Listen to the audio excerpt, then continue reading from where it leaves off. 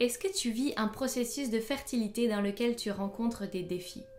Ou bien peut-être est-ce que tu commences à avoir un projet de conception d'un bébé et tu aimerais bien te préparer? Ou encore, tu es en plein dans ton processus de conception et tu aimerais en savoir plus. Dans tous les cas, cette vidéo est pour toi. Je t'explique comment l'hypnose peut t'accompagner dans ton processus de fertilité. Alors ce qu'il est bien important de comprendre, c'est que dans une première étape, si tu rencontres tes défis dans ton processus de conception de fertilité, il est important que la première étape, ce soit d'aller consulter ton médecin afin de vérifier le fonctionnement physiologique de ton corps et de ton appareil reproducteur. L'hypnose, elle va pouvoir venir t'aider sur le fonctionnement psychique de ton processus de fertilité et elle va s'adresser à cette sphère-là. Tu peux aussi venir consulter en hypnose dès le début de ton processus de fertilité pour vraiment te mettre à jour et te préparer au mieux pour l'arrivée de ce projet de conception. Donc, d'un point de vue psychique, qu'est-ce qu'on va venir observer dans un premier temps? Quels sont les domaines de vie qu'on va venir adresser pour ensuite transformer ces domaines-là en lien avec l'hypnose afin d'aboutir au projet de conception. Donc dans un premier temps, dans une anamnèse, on viendrait observer la dimension transgénérationnelle. Qu'est-ce que ta maman, ta grand-mère portent en lien avec la maternité? La conception, la grossesse, l'accouchement, le processus de maternité par la suite. Qu'est-ce qu'elles ont vécu dans ces processus-là et quel bagage, toi, peut-être, tu as hérité à travers leur propre vécu? Et donc on vient donner ensuite dans ce processus-là qu'on a observé des ressources supplémentaires pour ta maman, pour ta grand-mère, si jamais les situations qu'elles ont vécues n'étaient pas des situations où elles avaient accès à toutes leurs ressources intérieures.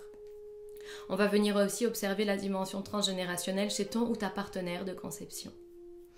Ensuite, on va venir observer, toi, dans quelles conditions est-ce que tu as vécu la grossesse quand tu étais dans le ventre de ta maman?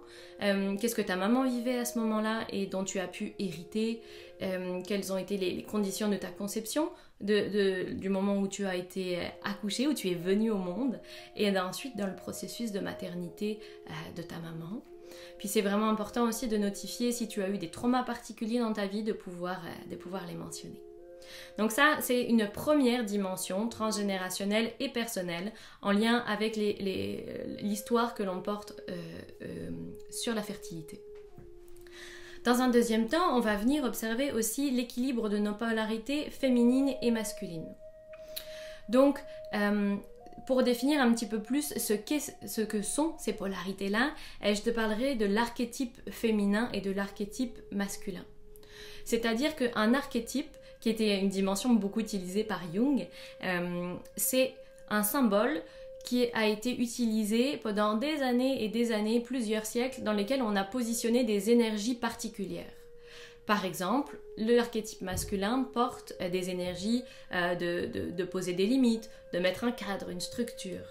Alors que la polarité féminine, l'archétype féminin, est plutôt dans une dimension de réceptivité, d'écoute, de soin. Donc, comment tu portes ces deux polarités-là à l'intérieur de toi? Ce qui est important, c'est qu'elles soient équilibrées. On porte chacun, homme ou femme, ces deux polarités intérieures et l'être équilibré que nous sommes se passe également à travers l'équilibre de ces polarités-là à l'intérieur de nous. Souvent, dans notre société, ce qui a été beaucoup valorisé, c'est la force physique, la mise en œuvre dans l'action, dans le travail, peut-être même aussi beaucoup la mentalisation, comment on réfléchit, les intellectuels qui sont adorés, etc. Le fait de faire de plus en plus d'études, ce qui fait que notre mental est très actif, notre volonté de se mettre en action est très active et parfois, surtout en tant que femme, on a perdu notre connexion à ce qu'on porte dans notre aspect féminin qui est la réceptivité, l'intuition, la connexion, aussi tout le domaine émotionnel. Parfois, on peut même manquer d'écoute émotionnelle en lien avec nous, dans une volonté de toujours aller de l'avant, de toujours agir. Donc vraiment les femmes, il se peut, et je le remarque souvent dans les accompagnements que j'offre, que la polarité féminine a à être reconnectée. C'est des choses qu'on a toujours en nous, mais qu'on n'a pas habitué à prendre place, qu'on n'a pas habitué à être en lien avec. Donc, il suffit juste de rebrancher le câble pour ces capacités de réceptivité-là. Et c'est vraiment intéressant parce qu'on va également venir observer ça dans le rapport à la sexualité. Puisque la sexualité est le lieu de procréation et le lieu de la création de la vie, on va venir observer quelle est ta dimension, ta relation à la dimension sexuelle. Est-ce que tu es à l'aise dans ta sexualité? Dans la sexualité, il y a deux postures. Il y a la posture émissive, quand j'offre des caresses, j'offre des soins à l'autre. Et il y a aussi la posture réceptive. Comment je me laisse recevoir le soin et l'amour que l'autre me porte. Donc, un petit peu dans la même idée que la polarité féminine qui est dans la réception, parfois, il est nécessaire de venir réapprendre à recevoir dans la sexualité également. Puis, on pourrait imaginer que les archétypes masculins et féminins à l'intérieur de nous sont des dimensions plutôt énergétiques, invisibles, imaginales, symboliques. Tout ça, pour moi, signifie la même chose. Et on va venir aussi observer comment ces dimensions-là intérieures se concrétisent dans la matière. Donc on va venir observer comment fonctionne ta dimension avec le couple. Qu'est-ce qui se joue dans le couple de ton ou ta partenaire avec toi-même? Et on va venir observer comment se rapportent ces deux polarités-là. Est-ce que toi, en tant que femme, tu portes plus la polarité féminine, ton conjoint la polarité masculine, ou alors l'inverse, ou un mélange? On va venir observer ces dimensions-là. On peut soit le travailler de façon autonome si c'est toi qui consultes, puisque avec une approche systémique, on se rend compte que si toi, tu modifies ton positionnement énergétique, psychique à l'intérieur, en lien avec tes capacités, ça influence déjà le positionnement énergétique de ton ou ta partenaire, le positionnement psychique de ton ou ta partenaire. Donc en changeant tes comportements, parce que ça se concrétise dans la matière, cette évolution intérieure, ça se concrétise par un changement de comportement, ça permet également à ton ou ta partenaire de changer de comportement. Et on peut aussi venir adresser cette dimension-là en session de couple. Donc j'accompagne aussi à travers la thérapie relationnelle Imago, qui est une incroyable approche qui permet de recréer la connexion entre les membres du couple et à partir de là de venir adresser les différents enjeux vécus. Quand le cœur est ouvert, quand il y a de l'accueil, c'est ça, recréer la connexion. C'est d'autant plus facile de venir adresser avec soin, bienveillance et compassion les différents enjeux que chacun vit dans le couple. Donc, à travers un accompagnement en lien avec la fertilité, il peut y avoir 1 ou 2 séances avec ton ou ta partenaire pour observer ces dimensions-là et rééquilibrer au besoin.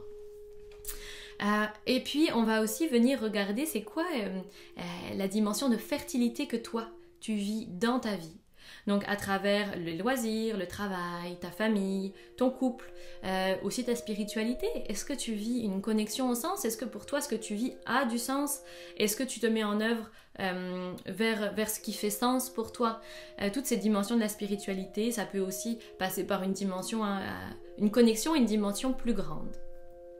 Parce que ce qui est vraiment important, c'est d'observer que pour porter la fertilité, pour porter être capable de créer la vie, il faut soi-même s'offrir ce processus de fertilité-là et de créativité dans nos vies. Et le processus de créativité, c'est pas seulement le domaine artistique. La créativité, c'est aussi, est-ce que par exemple quand tu cuisines, tu écoutes les intuitions que tu as sur les ingrédients à mettre en place et que tu cuisines à partir de ce processus créatif qui vient de toi? Est-ce que quand tu es dans ton travail, tu écoutes tes intuitions, tu écoutes tes idées, tu les mets en œuvre? Ça aussi, c'est de la créativité.